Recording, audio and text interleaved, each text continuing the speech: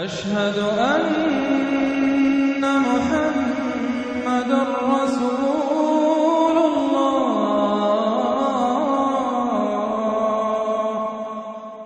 اب آگے چلیے، جوڑا آ رہا ہے سورۃ القیامہ اور پھر اس کا جوڑا ہے سورۃ الدہر۔ بسم اللہ الرحمن الرحیم۔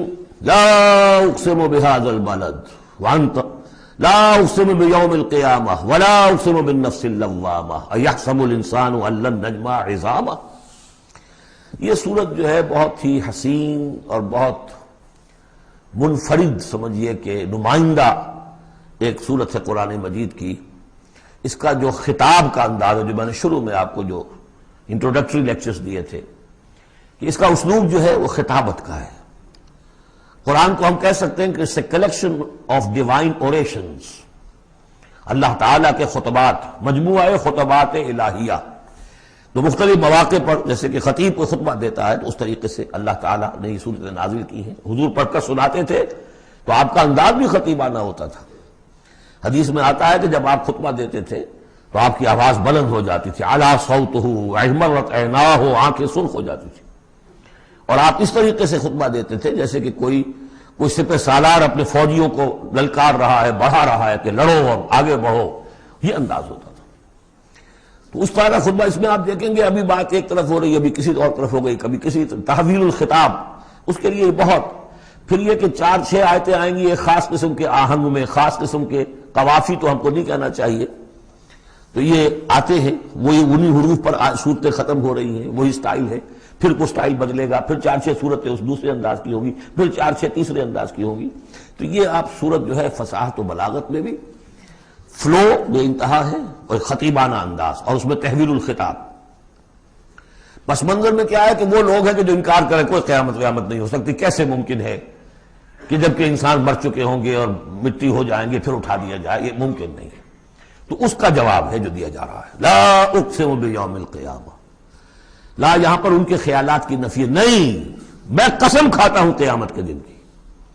تمہیں شک ہے اور مجھے اتنا یقین ہے کہ میں قسم کھا رہا ہوں قیامت کے دن کی۔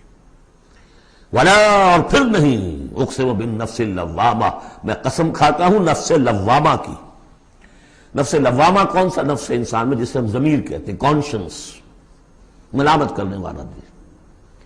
My conscience is biting me، میرا ضمیر مجھے ملامت کر رہا ہے۔ کوئی آپ برا کام کرتے ہیں تو ضمیر اندر سے کوئی شے ہے، تو کیوں ہے یہ؟ اگر کوئی نیکی نہیں، بدی نہیں، تو یہ اندر کی خارش کیوں ہو جاتی ہے؟ اور اگر یہ نیکی ہے اور بدی ہے تو کوئی اس کا نتیجہ نکلنا چاہیے کہ نہیں؟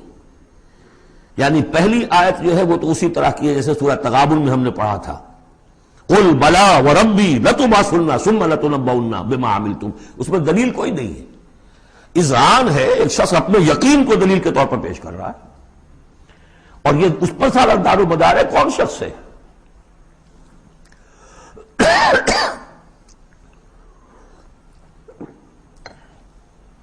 ایسا شخص کہ جس سے کبھی کوئی جھوٹ کا تجربہ کسی کو نہیں ہوا، وہ کہہ رہا ہے۔ سیرت و کردار جو ہے محمد رسول اللہ کی، وہ گویا کہ دلیل کی حیثیت رکھتی ہے اس قول کے پیچھے۔ لا اقسم بیوم القیامہ ولا اقسم بالنفس اللوامہ، یہ تمہارے اندر موجود ہے قیامت کی دلیل، تمہارا ضمیر، تمہارا کانشنس۔ ایحسب الانسان ان لن نجمع عظامہ، کیا انسان یہ گمان کرتا ہے ہم اس کی ہڈیاں جمع نہیں کر سکیں گے؟ بلا قادرین، کیوں نہیں، ہم پوری طرح قادر ہیں، علی ان نسوی بنانا، یہاں کنہ محذوف سمجھنا چاہیے، بلا کنہ قادرین علی ان نسوی بنانا، ہم اس کی ایک ایک پور کو برابر کر دیں گے۔ بل یرید الانسان لیفجر امامہ، اصل سبب جو ہے آخرت کے انکار کا وہ یہ ہے کہ انسان چاہتا ہے کہ فسق و فجور جس کا عادی ہو گیا اسے جاری رکھے، حرام خوری چھوڑنی نہیں، جس عیش کا خوگر ہو گیا ہوں اس کو چھوڑ نہیں سکتا، قیامت کو مانوں گا تو پھر دیکھنا پڑے گا کیا غلط ہے، کیا صحیح ہے، کیا جائز ہے، کیا ناجائز ہے۔ اس لیے جیسے کہ بلی کو دیکھ کر کبوتر آنکھ بند کر لے، اب ظاہر بات ہے کہ وہ بلی تو نہیں ختم ہو جائے گی، در حقیقت یہ قیامت سے آنکھیں چراتے ہیں، آنکھیں بند کر رہے ہیں، اس لیے کہ انہیں پتا ہے کہ ہم نے کیا آگے بھیجا ہے اور آگے بھی کرنے کا وہی ارادہ ہے۔ بل یرید الانسان لیفجر امامہ یسأل ایان یوم القیامہ، پوچھتا ہے بڑے استہزائی انداز میں، اچھا جی کب ہوگا یہ قیامت کا دن؟ تو جواب بھی اسی انداز میں ہے، یوم ہم علی النار یفتنون کی طرح۔ فرمایا فیضا برق البصر، جب وہ قیامت آئے گی نگاہیں چدیا جائیں گی، خسف القمر، چاند بے نور ہو جائے گا، یا یہ کہ چاند دھس جائے گا سورج کے اندر، وجمع الشمس والقمر، اور سورج اور چاند یکجا کر دیے جائیں گے۔ یہ جو ہے کشش ثقل کا جو باہمی ثقل ہے ان کروں کا، اس کے نظام میں ذرا سی کہیں گڑبڑ ہو اور پھر تو یہ سب کے سب ایک دوسرے سے ٹکرائیں گے۔ فَإِذَا بَرِقَ الْبَصَرُ وَخَسَفَ الْقَمَرُ وَجُمِعَ الشَّمْسُ وَالْقَمَرُ يَقُولُ الْإِنسَانُ يَوْمَئِذٍ أَيْنَ الْمَفَرُّ، یہی انسان اس دن کہے گا ہے کوئی جگہ بھاگ جانے کی؟ اللہ نہیں، لا وزر، کوئی ٹھکانہ نہیں ہے۔ اِلَىٰ رَبِّكَ يَوْمَئِذٍ الْمُسْتَقَرُّ، اس دن تو تمہیں اپنے رب ہی کے حضور میں جا کھڑے ہونا ہے۔ يُنَبَّأُ الْإِنسَانُ يَوْمَئِذٍ بِمَا قَدَّمَ وَأَخَّرَ، اور جتلا دیا جائے گا انسان کو اس دن جو کچھ اس نے آگے بھیجا ہوگا، جو پیچھے چھوڑا ہوگا۔ ہم اعمال نیک ہوں یا بد ہوں، اس کا کچھ حصہ آگے بھیج دیتے ہیں اپنی زندگی میں، کچھ اس کے پیچھے جو اثرات چلتے ہیں اس کا حساب بھی بعد میں جاری رہتا ہے۔ وہ ڈیبٹ کریڈٹ جو ہے ہمارے کھاتے میں ہوتا رہے گا۔ تم نے یہ نیک کام شروع کیا تھا، آگے آگے پھیل رہا ہے، تو جو اور اس کام میں شریک ہے ان کا اجر بھی رہے گا، پورا رہے گا، ان کے اجر میں سے کمی نہیں ہوگی، لیکن اتنا ہی حساب آپ کے کام میں بھی درج ہوتا رہے گا۔ اسی طریقے سے کسی نے برا کام شروع کیا تو جب تک جہاں تک اس کے اثرات جائیں گے تو انسان کو بتا دیا جائے گا یہ تو آپ نے اپنی موت سے پہلے آگے ہی بھیج دیا تھا، یہ تو آپ کے وہ اعمال ہیں، اور یہ ذرا وہ ہے پیچھے اس کے جو اثرات ہیں۔ بل الانسان علی نفسہ بصیرہ، اور انسان کو تو جتلانے کی ضرورت بھی نہیں ہوگی کہ بتایا جائے، ہر انسان کو خود معلوم ہوگا کہ میں کتنے پانی میں ہوں۔ انسان اپنے نفس پر خود بصیرت رکھتا ہے۔ وَلَوْ أَلْقَىٰ مَعَاذِيرًا، چاہے کتنے ہی وہ بہانے پیش کرے۔ ہوتا ہے کہ انسان کو شخص جو ہے بڑا چرب زبان ہے اور وہ اپنے آپ کو بالکل ریشنلائز کر لیتا ہے اپنے طرز عمل کو، میں نے ٹھیک کیا، صحیح کیا، کوئی غلط بات نہیں ہے، عذرات موجود ہیں، تو معترضین کی تو زبان بند ہو جاتی ہے، آپ کچھ نہیں کہہ سکتے، لیکن یہ کہ اس کا دل اس کو بتا رہا ہوتا ہے کہ تو جھوٹا ہے۔ بل الانسان علی نفسہ بصیرہ ولو القیٰ معاذیرہ لا تحرک بہ لسانک لتعجل بہ، عجلت والا مضمون یہ بالکل ابتدا میں یہاں آیا تھا۔ اے نبی آپ اس قرآن کے، اب دیکھیے اب گفتگو حضور سے شروع ہو گئی۔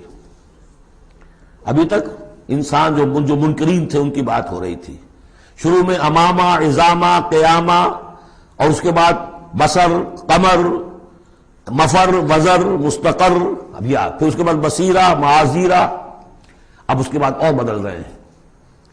لا تحرک بہ لسانک لتعجل بہ، آپ اس قرآن کے ذریعے سے قرآن کے ساتھ اپنی زبان کو تیزی سے حرکت نہ دیں کہ جلدی سے آپ اس کو یاد کر لیں۔ ان علینا جمعہ وقرآنہ، ہمارے ذمے ہے اس کو جمع کر دینا اور پڑھوا دینا۔ جمع بھی کر دینا کہ اس میں سے کوئی حصہ جو ہے آپ بھولیں نہیں، اور قرآن بھی اس کی ترتیب بھی ہم بتاتے جائیں گے کہ اب جو وحی آئی ہے اس کو کہاں رکھنا ہے، تاکہ اس کی ترتیب معین ہو جائے۔ فَإِذَا قَرَأْنَاهُ فَاتَّبِعْ قُرْآنَهُ، پھر جب ہم پڑھوائیں اس کو جس ترتیب سے، اسی کی پیروی کیجیے گا۔ یہ ترتیب وہ ہے ترتیب مصحف جس کے تحت کے قرآن مرتب کیا گیا، اور ہم مانتے ہیں کہ یہ ترتیب نزول کی نہیں ہے، نزول کے ساتھ ہی اللہ تعالیٰ کا حکم آتا تھا کہ اب یہ وہی فلاں جگہ ہوگی۔ ثُمَّ إِنَّ عَلَيْنَا بَيَانَهُ، پھر ہمارے ذمے ہے اس کو واضح کر دینا بھی، جیسے کہ ہم دیکھ چکے ہیں قرآن مجید کی تبیین کرتا ہے۔ سورہ نساء میں دو احکام کے بارے میں آئے گا، یستفتونک، اور حالانکہ وہ حکم آ چکا ہے سورہ نساء میں پہلے، لیکن لوگوں نے سوال کیا تو قل اللہ یفتیکم فی الکلالہ، تو جاؤ اللہ واضح کر دیتا ہے، تم بلا بھی واضح نہیں ہوئی کلالہ کی بات، لوگ وعدہ کر دیتا ہے۔ تو قرآن کے اندر بھی بعد میں واضح کر دی گئی چیزیں، اور یہ کہ پھر حدیث جو ہے سب سے بڑی شے ہے کہ جو اس کی بیان کرنے والی ہے۔ جو انزلنا الیک الذکر لتبین للناس ما نزل الیہم، یہ ذکر ہم نے اے محمد آپ پر نازل کیا ہے تاکہ آپ واضح کریں اس کو ان لوگوں کے لیے جن کے لیے ہم نے اسے نازل کیا ہے۔ نازل آپ پر کیا ہے، صرف آپ کے لیے تو نہیں کیا ہے آپ پر، نازل کیا ہے لوگوں کے لیے۔ اب ان کو واضح کرنا، اس کے اندر کہیں اگر کوئی اشکال ہو تو اسے حل کرنا، کہیں کوئی اگر اجمال ہے تو اس کی تفصیل بیان کرنا، یہ آپ کا کام۔ کلا بل تحبون العاجلہ، کوئی نہیں، تمہارا اصل مرض یہ ہے کہ تم عاجلہ سے محبت کرتے ہو، یہ اس دنیا کی زندگی سے محبت کرتے ہو۔ دیکھیے اب پھر خطاب شروع ہو گیا کفار سے۔ وَتَذَرُونَ الْآخِرَةَ، اور آخرت کو تم چھوڑ دیتے ہو، نظر انداز کر دیتے ہو۔ وجوہ یومئذ ناظرہ، حالانکہ بہت سے چہرے اس دن ہوں گے تر و تازہ، میدان قیامت میں کھڑے ہوں گے تو جیسے اسکول چلڈرن کھڑے ہوتے ہیں اپنا رزلٹ سننے کے لیے، تو بعضوں کے چہرے کھلے ہوتے ہیں، پہلے سے معلوم ہے انہیں کیا کچھ کر کے آئے تھے، اور بعض کے چہروں کے اوپر دھواں ہے، اس لیے ہے کہ انہیں پتا ہے کہ کیا ہی کچھ نہیں تھا، فیل تو ہونا ہی ہونا، تو چاہے اب رزلٹ ڈکلیئر نہیں ہوا، رزلٹ ان کے چہروں پر لکھا ہوا ہے۔ تو وجوہ یومئذ ناظرہ، بہت سے چہرے ہوں گے تر و تازہ، الی ربہا ناظرہ، اپنے رب کی طرف دیکھتے ہوئے۔ اس میں بعض لوگوں نے یہ کہا ہے کہ ناظرہ سے مراد ہے انتظار کر رہے ہوں گے اپنی رب کی رحمت کا، اس لیے کہ رؤیت باری تعالیٰ جو ہے وہ تو ممکن نہیں ہے کہ میدان حشر میں ہو جائے، لیکن میرے نزدیک انہی حضرات کی رائے زیادہ صائب ہے جو سمجھتے ہیں کہ رؤیت ہوگی۔ اہل ایمان کو عین میدان حشر میں بھی ایک درجے کی رؤیت باری تعالیٰ سے مشرف کیا جائے گا، یہ مضمون آ جائے گا سورہ مطففین میں واضح ہو جائے گا۔ اس کے برعکس وجوہ یومئذ باسرہ، بہت سے چہرے ہوں گے اس روز سوکھے ہوئے، اترے ہوئے، اداس، تظن ان یفعل بہا فاقرہ، ان کو یقین ہوگا کہ اب ان کے ساتھ وہ سلوک ہوگا جو ان کی ریڑھ کی ہڈیاں توڑ کے رکھ دے گا۔ کلا اذا بلغت التراقی، اب ایک نقشہ دکھایا جا رہا ہے، ایک تو بڑی قیامت ہے، فاذا برق البصر وخسف القمر وجمع الشمس والقمر یقول الانسان یومئذ این المفر، ایک تو وہ ایک قیامت ہے جو فرد کی قیامت ہے، موت جب آتی ہے، قیامت صغریٰ۔ کلا اذا بلغت التراقی، جب یہ جان آ کے پھنس جاتی ہے ہنسلیوں میں، وقیل من راق، کہا جاتا ہے کوئی جھاڑ پھونک کرنے والا۔ بڑے بڑے ریشنلسٹ بھی اس مرحلے پر آ کر، بابا ڈاکٹروں نے جواب دے دیا، حکیموں نے جواب دے دیا، چلو کوئی تعویذ گنڈا کچھ ہو کہیں سے، کوئی جھاڑ پھونک کوئی تو ہو، کسی طریقے سے ہو، تو آخری درجے میں وہ بھی انسان چیخ پکار کر لیتا ہے، قیل من راق، ہے کوئی جھاڑ پھونک کرنے والا۔ وظن انہ الفراق، اور گمان ہو گیا اس کو کہ اب تو فراق ہے، جانا ہے، یہ گھر بھی چھوڑنا ہے جو بڑے چاؤ سے بنایا تھا، اور یہ آل اولاد کو بھی چھوڑ کر جانا ہے۔ والتفت الساق بالساق، اور وہ جو جان کندنی کا عالم ہوتا ہے تو پنڈلی پنڈلی سے لپٹ رہی ہے، جان نکلنی شروع ہوتی ہے جسم کے نچلے حصے سے۔ الی ربک یومئذ المساق، اس دن تو تمہیں اپنے رب ہی کی طرف دھکیلے جانا ہے۔ پھر بدل گئے قوافی، فلا صدق ولا صلی، تو نہ اس نے تصدیق کی نہ نماز پڑھی، ولیکن کذب وتولی، بلکہ جھٹلا دیا اور پیٹھ موڑ لی۔ تصویر لفظی ہے جو نقشہ اس وقت ہوتا تھا۔ ثم ذهب الى اهله يتمطى، اور پھر چلا اپنے گھر والوں کے پاس اکڑتا ہوا جا رہا ہے، حضور کی بات کو تو نظر انداز کر دیا، امشو، چلو چلو یہاں سے، واسبروا علی آلہتکم، صبر کرو، جا کے جمے رہو اپنے آلہہ پر۔ ذهب الى اهله يتمطى، اولا لك فاولا ثم اولا لك فاولا، افسوس ہے تجھ پر اور افسوس ہے تجھ پر اور پھر افسوس ہے تجھ پر اور پھر افسوس ہے تجھ پر۔ ایحسب الانسان ان یترک سدی، کیا انسان یہ سمجھتا ہے کہ اسے یوں ہی چھوڑ دیا جائے گا، کوئی باز پوچھ نہیں، کوئی حساب کتاب نہیں، کوئی جواب طلبی نہیں، کوئی اجر نہیں، کوئی سزا نہیں، کوئی جزا نہیں۔ الم یکن نطفۃ من منی یمنی، کیا نہیں تھا وہ ایک گندے پانی کی بوند جو ٹپکائی گئی، ثم کان علقا، پھر وہ ایک جوک کے مانند تھا کہ جو رحم مادر کی دیوار کے ساتھ چمٹی ہوئی تھی، علقۃ فخلق فسوی، پھر اسی کو اس نے بنایا، اسی میں نقش و نگار بنا دیے، اسی میں آنکھیں آ گئیں، اسی میں کان آ گئے، اسی میں کیا کیا بنایا، فی ظلمات ثلاث، تین پردوں کے اندر، فجعل منہ الزوجین، اسی سے بنا دیے، کسی کو نر، کسی کو مادہ، کسی کو مؤنث، کسی کو مذکر۔ الیس ذلک بقادر علی ان یحیی الموتى، عقل کے اندھو یہ سوچو، وہ ہستی جو یہ سب کچھ کر رہی ہے وہ اس پر قادر نہیں ہوگی کہ مردہ کو زندہ کر دے؟ جو تمہارا مشاہدہ ہے گندے پانی کی ایک بوند سے، افلاطون بھی اسی سے آ گیا، اور بقراط بھی، اور سقراط بھی، اور ظاہر بات ہے انبیاء بھی وہیں سے آئے ہیں، کہاں سے آئے ہیں؟ ایک ہی استثناء ہے نا حضرت عیسیٰ علیہ السلام کا، باقی تو سب کہاں سے آئے؟ وہیں سے آئے۔ سارے اولیاء اللہ کہاں سے آئے؟ وہیں سے آئے، گندے پانی کی بوند، اس سے کیا کچھ وہ بناتا ہے۔ تو تمہارا یہ خیال ہے کہ وہ مردہ کو زندہ نہیں کر سکے گا، اتنا عاجز ہو گیا۔ افعینا بالخلق الاول بل ہم فی لبس فی الخلق بالخلق الجدید۔ اس کے بعد جیسا کہ یہ سوال ہے، بلا کیوں نہیں، پروردگار یقیناً الیس ذالک بقادر بلا نشہد انک قادر علی ان تحیی الموتى، ہم اس پر گواہ ہیں۔